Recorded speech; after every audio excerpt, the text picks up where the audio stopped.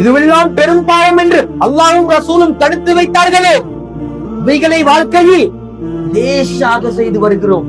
வட்டி சின்னதொரு பாவம், அது பாவமே இல்லாத அளவுக்கு செஞ்சு கொண்டிருக்கிற நாங்க இப்படி ஒரு மனிதனுக்கு மௌத்து வந்தால் அவனுடைய ரூஹை கலட்டப்படக்கூடிய மலக்குமார்கள், எடுத்து செல்லக்கூடிய மலக்குமார்கள் எப்படி வருவார்கள் தெரியுமா? எனக்கும் உங்களுக்கும் நானும் நீங்களும் சந்திக்கக்கூடிய அந்த மலக்குமாருடைய அந்த வருகை எப்படி இருப்பார்கள் தெரியுமா? அருமையானவர்களே, அல்லாஹ்வின் தூதர் முஹம்மது ரசூலுல்லாஹ் ஸல்லல்லாஹு அலைஹி வஸல்லம் அவர்கள் இந்த உம்மத்தை பயப்பட வேண்டும், அந்த நிலைமை எங்களுக்கு வரக்கூடாது, கெட்டவனுக்கு கூட வரக்கூடாது என்ற நிலைமையில் பெருமானார் சொன்னார்கள். சிவந்த கண்களுடைய அந்த மலக்குமார்கள் வருவார்கள். அவர்களுடைய கண்கள் சிவந்திருக்கும், முகமெல்லாம் கருத்திருக்கும். கண் சோப்பாக இருந்து முகமெல்லாம் கருப்பாக இருந்து முரட்டுத்தனமாக இடத்தில் 3 நாள் யாராவது வந்திருந்தால் உட கண்ணுக்கு மட்டும் விளங்குவாங்க, உட கண்ணுக்கு மட்டும் விளங்குவாங்க. அப்படி ஒரு ஜமாஅத்தார், அப்படி சில உருவங்களை நீங்கள் கண்டால், அப்படி நீங்கள் சிலவர்களை கண்டால், அல்லாஹ்வின் தூதர் பெருமானார் ஸல்லல்லாஹு அலைஹி வஸல்லம் சொன்னார்கள், இனி உன்னுடைய வாழ்க்கை முடிந்து விட்டது நண்பா, இனி உன்னுடைய வாழ்க்கை முடிந்து விட்டது, இனிமேல் உனக்கு சந்தர்ப்பம் அவகாசமும் கிடையாது. உன்னுடைய பார்வைக்கு எட்டும் தூரத்துல வந்து இருந்துருவாங்க. நல்லவர்களுக்கு எப்படி வருவார்கள் என்றதை முன்னால சொல்லிடு. சிரித்த முகத்தோடு, வெண்மையான முகத்தோடு, சலாம் சொல்லிக் கொண்டு, சுவர்க்கத்திலே இருந்து கொண்டு வரப்பட்ட கஃன் புடவையை எடுத்து கொண்டு வந்து தலைமாட்டில உட்கார்ந்து உங்களுக்கு நன்மாராயம் சொல்லுவாங்க. மனிதா, அல்லாஹ் சொன்ன விஷயத்தை அல்லாஹ் எப்படி வாழ சொன்னானோ அப்படியே நீ வாழ்ந்து விட்டாய். உனக்காக நீ செய்த இபாதத்துக்களை பார், நரகத்தை பார், சொர்க்கத்தை பார், இதோ உன்னுடைய ஒதுங்கும் தலம் என்று சொர்க்கத்திலே இருந்து கொண்டு வரப்பட்ட அந்த ஆடையை இவருக்கு அனுபவித்து நன்மாராயம் சொல்லி இவருடைய ரூஹை அவர்கள் கலட்டி விடுவார்கள் அல்லாஹ்வின் உதவியை. நாங்க நினைக்கலாம், ஆக்சிடென்ட்ல மௌத்தா போவாங்களே, திடீரென்று ஒரு செகண்ட்ல கோச்சில் அடிபட்டு மௌத்தா போறாங்களே, செகண்ட் கணக்குல வந்து மௌத்தா போறவங்களுக்கு எல்லாம் இப்படி நடக்குமா? வழக்குமாறு வருவாங்களா? அவங்கள பார்வை இருக்குமா? நன்மாராயம் சொல்லுவாங்களா என்றால் நிச்சயமாக இருக்கும். அந்த சந்தர்ப்பத்தை கடந்தே ஆக வேண்டும். ரூஹ் கலட்டப்படுவதற்கு முன்னால் இந்த மலக்குமாரோடு உரையாடல் நடந்து கொண்டே இருக்கும். உண்மையானவர்களே, இதே அவன் கெட்ட மனிதனாக இருந்தால், தொழுகை கடமை என்று தெரிந்தும் பாலாக்கியவனாக இருந்தால், ஒரு தாயுடைய உள்ளத்தை நோவினை செய்வது பெரும் பாவங்களுக்கு சம்பந்தப்பட்ட ஒன்று இருந்தால், அதனை தெரிந்தும் செய்தவனாக இருந்தால், இரத்த பந்துக்களை பிரிந்து வாழ்வது பெருமானார் வெறுத்த ஒன்று என்று தெரிந்திருந்தும் கூட அவைகளை வெறுத்து வாழ்ந்திருந்தால், அல்லாஹ் எவையெல்லாம் தடுத்தானோ அவைகளை வாழ்க்கையாக்கி கொண்டவனுக்கு இந்த நிலைமையில் இருந்தாலும் வரக்கூடிய அவர்களுடைய அந்த பார்வை மிக பயங்கரமாக இருக்கும். அவர்களுடைய தோற்றம் மிகவும் கொடூரமாக இருக்கும். கண்கள் சிவந்திருக்கும், முகங்கள் கருத்திருக்கும். ஹதீஸ்ல சில அடையாளங்கள் சஹீஹான முறையில் வந்திருக்கிறது. அவர்களை பார்த்த உடனே நடுநடுத்து போவான். தனிமையில வீட்டுல எப்பயாவது நின்று இருக்கிறீங்களா? திடீரென்று ஒரு உருவம் உன உள்ளத்துல உன கண்களுக்கு மட்டும் கண்டு உங்களுக்கு கிட்ட வந்து உட்கார்ந்து உங்களோடு உங்களோட ரூஹ் இப்ப கலட்டப்படும் என்று நீங்கள் இருந்தால் அந்த நிலைமை உங்களுக்கு எப்படி இருக்கும்? நானும் நீங்களும் அதை சந்திக்க மாட்டோம் என்ற தைரியத்துல வாழ்ந்து கொண்டிருக்கிறோமா? அருமையானவர்களே, இந்த நிலைமையை நானும் நீங்களும் சந்தித்தே ஆக வேண்டும். கெட்டவனுக்கு நரகத்திலே இருந்து ஒரு பிடவையை கஃனை எடுத்துக்கொண்டு வந்து அவருடைய முகத்திலே எறிந்து விடுவார்கள். உண்மையானவர்களே, கண்களெட்டும் தூரத்தில் அமர்ந்து அதுல இருந்து ஒரே ஒரு மலக்கு மட்டும் வருவார். வந்து தலைக்கு அருகில் வந்து அல்லாஹ்வின் கோபத்தையும் வெறுப்பையும் பக்கம் உன் ஆட்டையை உன் வாழ்க்கையை தவித்த கெட்ட அடியானே, உன்னுடைய ரூஹை கலட்டி விடு, உன்னுடைய உடம்பில் இருந்து உன்னுடைய ரூஹை வெளியாக்கி விடு. 25வது அத்தியாயம் 22வது வசனத்திலே ரப்புல் ஆலமீன் சொல்லுவான், யௌம தரவுனல் மலாயிகத லா புஷ்ரா யௌமஇதின் லில் முஜ்ரிமீன்.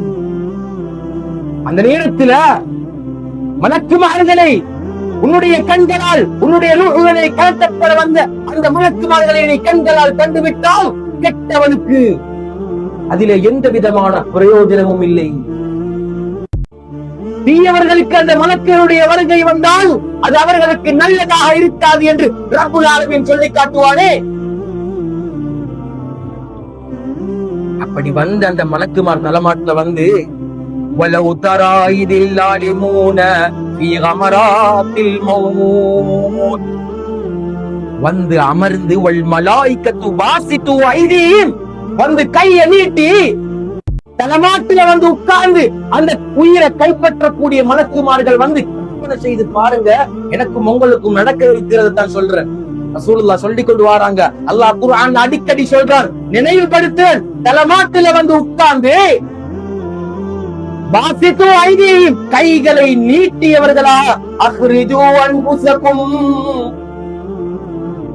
உடம்புல இருக்கிற அந்த ஆத்மாவை வெளியாக்கு, உன்னை வெளியாக்கி விடு.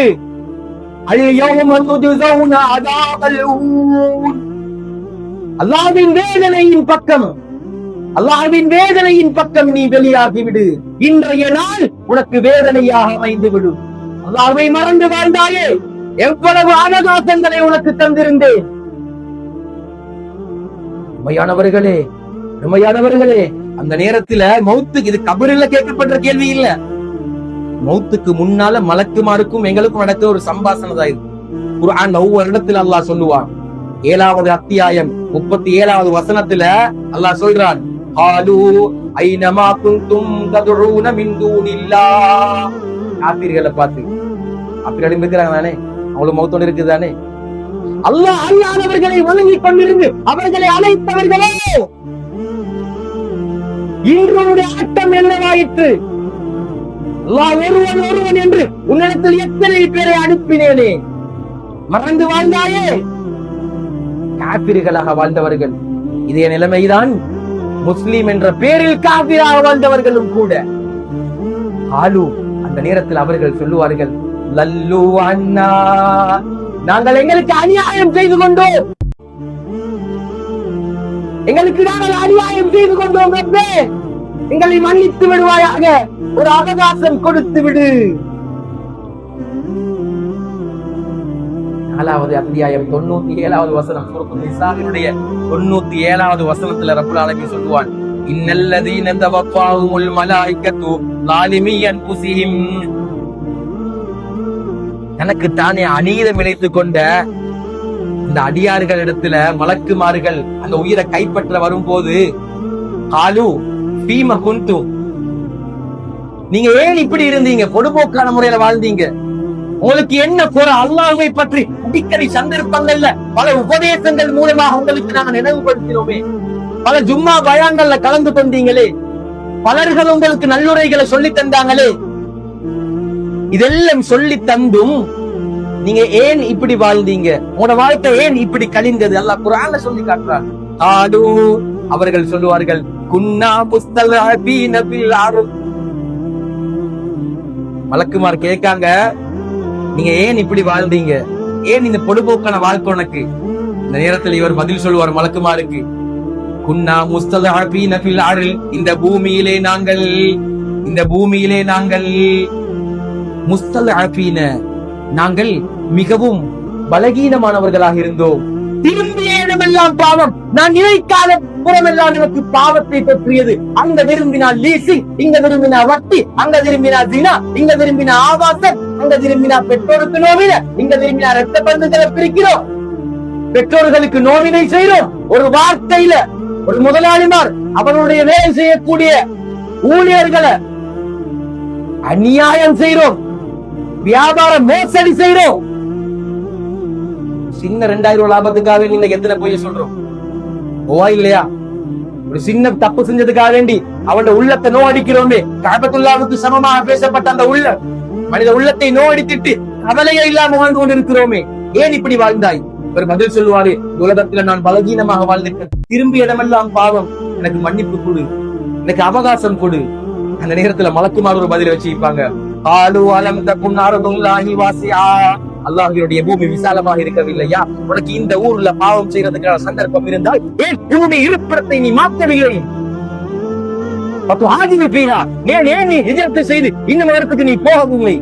உன்னோட இருப்பிடத்தை ஏன் மாற்றிக் கொள்ளவில்லை? உனக்கு இந்த வீட்டுல இருந்தா பாவம் நடக்கும் என்று இருந்தா, இந்த கம்பெனில வேலை செஞ்சா உன்னால பாவம் நிர்பந்தப்பட்ட பாவம் உனக்கு வரும் என்று இருந்தா ஏன் நீ மாற்றிக் கொள்ளல?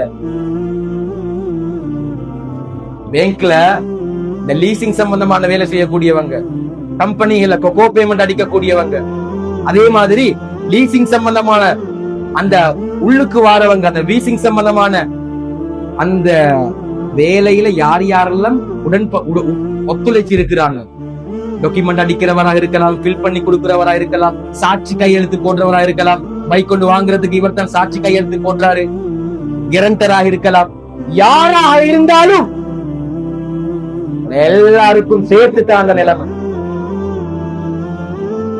நீ ஏன் மாற்றிக்கொள்ள? அல்லாஹ் அவனுடைய பூமி விசாலமாக இருந்தும் உனக்கு இந்த இடத்துல நான் இருக்கிறதா? நீ அல்லாஹ்வுக்காக வேண்டி உன்னுடைய சூழ்நிலையை மாற்றிட்டால் அல்லாஹ் நிச்சயமாக உனக்கு தருவான். உன்னுடைய வாழ்க்கை மாறி இருக்கும். இல்ல இல்ல, இவர் எல்லா பதிலையும் சொல்லுவாரு. கடைசியில ஹத்தா இதா ஜாஹதகுல் மௌத் கால ரப்பிர்ஜிஊன், இவருடைய ரூஹ்களை கைப்பற்ற வந்த அந்த மலக்குமார்கள் இவர்களிடத்திலே நாடி வந்து விட்டால் லஅல்லி அமலு சாலிஹன் ஃபீமா தரக்கு, இவர் சொல்லுவாரு, எனக்கு ஒரு சின்ன சந்தர்ப்பம் தான், எனக்கு ஒரு சின்ன சந்தர்ப்பம், என்னை விட்டு விடு, என்னை விட்டு விடு. நான் நல்ல சம்பாரிச்சேன், அழகான பிள்ளைகளை தந்தேன், அழகான பிள்ளைகளை எனக்கு தந்தாய், அன்பான மனைவியை தந்தாய், பாசமான உம்மா அப்பா தந்தாய், நல்ல தொழில் வாய்ப்பை தந்தாய், யார்த்தையும் கையேந்தாத நிலைமையை தந்தாய். அப்படி இருந்தும் தொழுகையை பாழாக்கி விட்டேனே, இந்த நிலைமையில எனக்கு வந்து வரணும். எனக்கு ஒரு கொஞ்ச நேரம் தான், கொஞ்ச நேரம் தான். இந்த இடத்துல சொல்றான், ஃபயகூல ரப்பி லௌலா அக்ஹர்தனி இலா அஜலின் கரீம், கொஞ்ச நேரம் எனக்கு தாங்களே. அல்லாஹ் இடத்துல போய் கேட்டு எனக்கு கொஞ்ச நேரம். அசத்தக்க, நான் சதக்காக்களை கொடுத்து நான் சம்பாதிச்ச காசு பணம் எல்லாம் பள்ளியில எழுதி வச்சுட்டு ஏழை எளியவங்களுக்கு கொடுத்துட்டு வாரு.